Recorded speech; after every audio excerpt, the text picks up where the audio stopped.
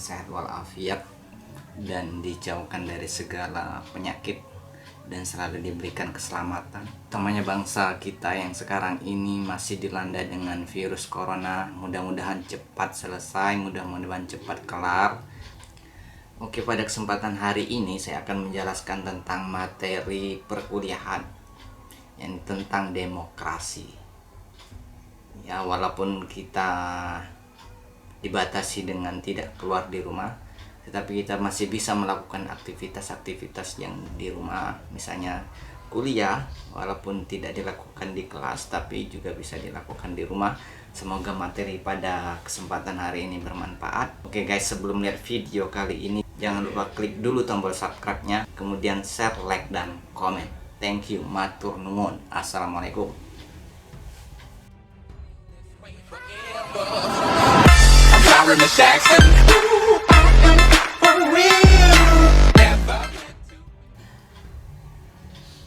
Oke para sahabat semuanya, saya akan menjelaskan materi kuliah pada momen kali ini, yakni tentang tema demokrasi. Demokrasi. Sering kita mendengar makna atau istilah demokrasi, tetapi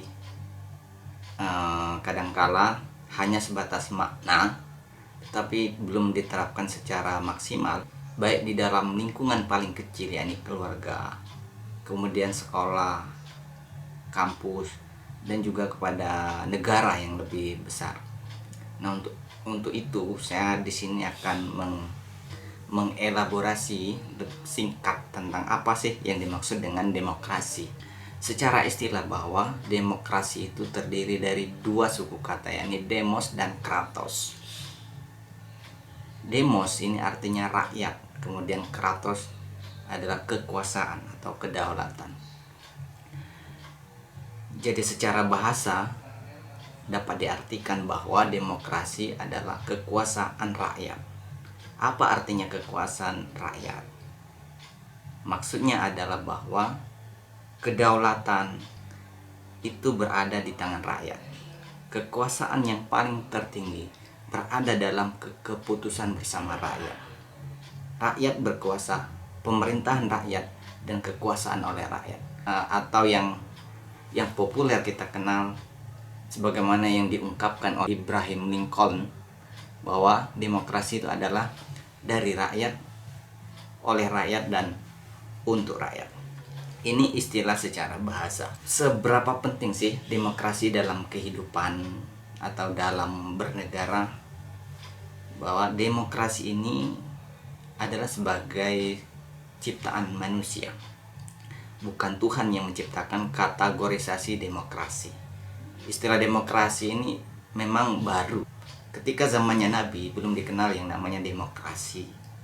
Mungkin ada istilah-istilah yang hampir sama dengan demokrasi. Misalnya kita kenal dengan istilah musyawarah. Nah, di dalam musyawarah itu ada prinsip-prinsip tentang demokrasi. Apa prinsip-prinsip demokrasi? Nanti saya akan jelaskan pada slide berikutnya.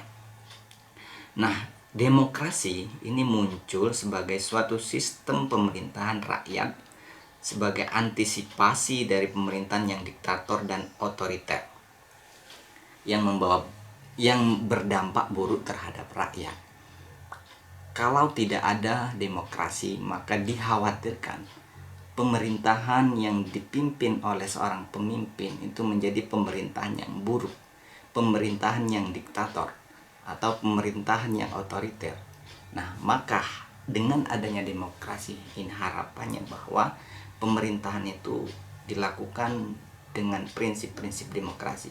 Pemerintahan dijalankan dengan mekanisme demokrasi. Demokrasi ini sebagai pandangan hidup bangsa Indonesia. Pemerintah yang baik dapat tumbuh dan stabil bila masyarakat pada umumnya punya sikap positif dan proaktif terhadap norma-norma dasar demokrasi. Karena itu harus ada keyakinan yang luas di masyarakat bahwa demokrasi adalah sistem pemerintahan yang terbaik dibandingkan dengan sistem lainnya. Untuk itu masyarakat harus menjadikan demokrasi sebagai way of life yang menuntun tata kehidupan kemasyarakatan, kebangsaan, pemerintahan, dan kenegaraan. Apa saja unsur-unsur penegak demokrasi? Di dalam slide ini ada 3 aspek yang menjadi unsur penegak demokrasi. Pertama adalah negara hukum atau Rechtsstaat, dan ada juga yang mengatakan rule of law.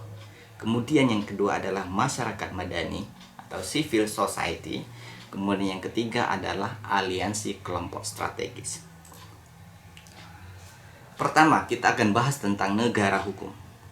Negara memberikan perlindungan hukum bagi warga negara melalui perlembagaan peradilan yang bebas, yang tidak memihak, dan penjaminan hak asasi manusia. Ketika negara mendeklar bahwa negara itu adalah negara hukum, maka ada beberapa faktor yang harus ada di dalam negara tersebut. Pertama, adanya perlindungan konstitusional. Kedua, adanya badan dan kehakiman yang bebas dan tidak memihak. Ketiga, adanya pemilu yang bebas. Misalnya dengan prinsip jurdil, jujur, adil, bebas, rahasia. Kemudian adanya kebebasan menyatakan pendapat. Tidak ada pembatasan terhadap warga atau masyarakat atau warga negara di dalam mengungkapkan pendapatnya. Kemudian adanya kebebasan berserikat dan beroposisi. Sebagai warga negara bebas untuk menentukan dia mau bergabung dengan organisasi apa. Dia bebas untuk beroposisi.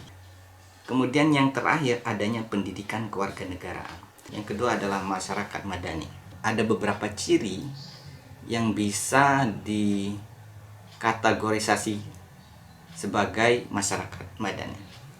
Pertama, bahwa masyarakat madani dicirikan dengan masyarakat yang terbuka, kemudian bebas dari pengaruh kekuasaan dan tekanan negara, masyarakat yang kritis dan berpartisipasi aktif, adanya partisipasi masyarakat dalam proses-proses pengambilan keputusan, adanya keterlibatan warga negara melalui asosiasi-asosiasi sosial yang didirikan secara sukarela.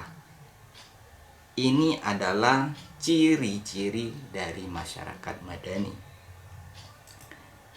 Yang ketiga adalah aliansi kelompok strategis. Di sini saya sebutkan ada 3. Pertama adalah partai politik atau political party. Yang kedua, kelompok gerakan, movement group, seperti misalnya Nahdlatul Ulama, Muhammadiyah. Kemudian kelompok penekan atau kelompok kepentingan, pressure dan interest group, termasuk di dalamnya pers yang bebas dan bertanggung jawab. Kemudian bagaimana mewujudkan demokrasi Pancasila? Pancasila adalah sebagai paradigma di dalam kita bernegara. Pancasila disebutkan sebagai ideologi dan falsafah negara. Maka sudah barang tentu dalam melakukan segala aktivitas itu mesti dilandasi dengan nilai-nilai yang ada di dalam Pancasila. Nah, demokrasi ini merupakan sistem dan tatanan yang dipandang mampu menampung segala permasalahan dan aspirasi yang berkembang di dalam kehidupan bermasyarakat. Maka perlu dikembangkan dalam kehidupan bermasyarakat. Kita kembangkan pertama di lingkup yang paling kecil, yaitu keluarga. Kedua, sekolah. Ketiga, masyarakat. Dan keempat, bangsa dan negara. Maka perwujudan demokrasi itu bisa dilakukan di dalam setiap aspek kehidupan. Mulai dari aspek yang paling kecil adalah keluarga, yang kedua sekolah, masyarakat, dan terakhir adalah bangsa dan negara. Apa saja prinsip-prinsip demokrasi? Ada 10 prinsip demokrasi yang akan saya tampilkan. Adanya pembagian kekuasaan.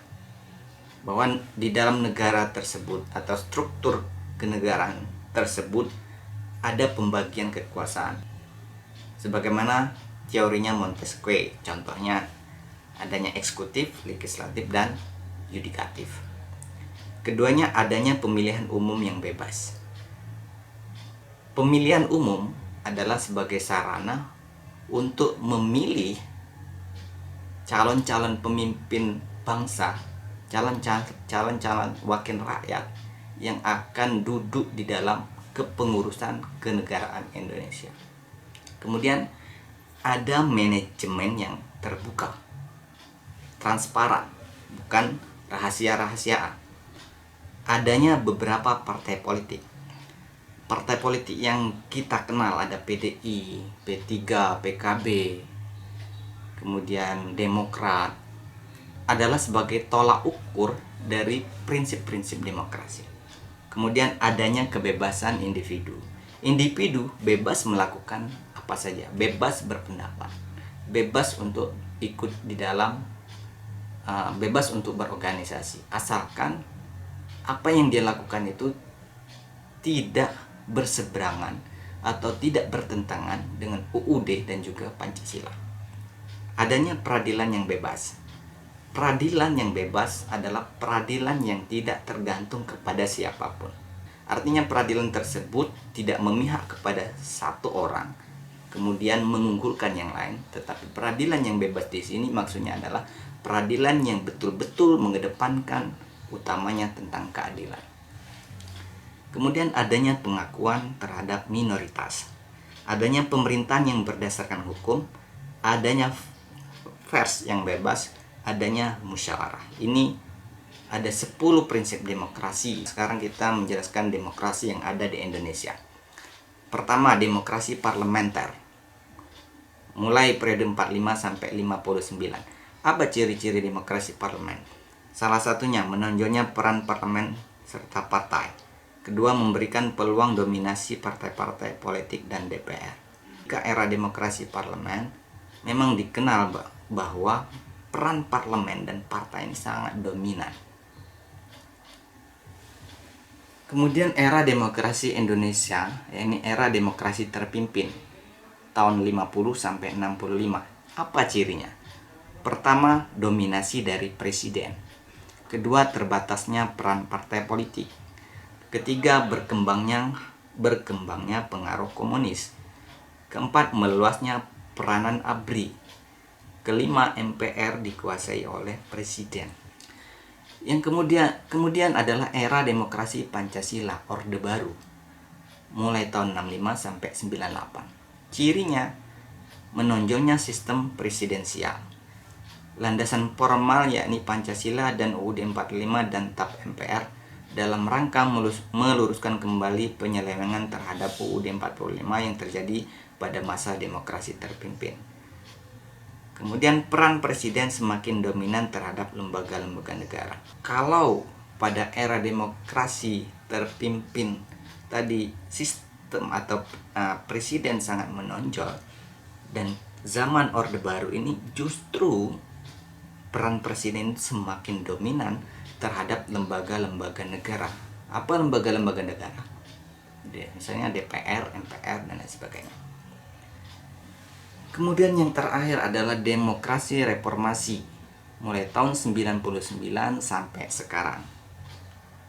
Cirinya, satu, bermunculannya partai baru yang berusaha mengembalikan perimbangan kekuatan antar lembaga negara.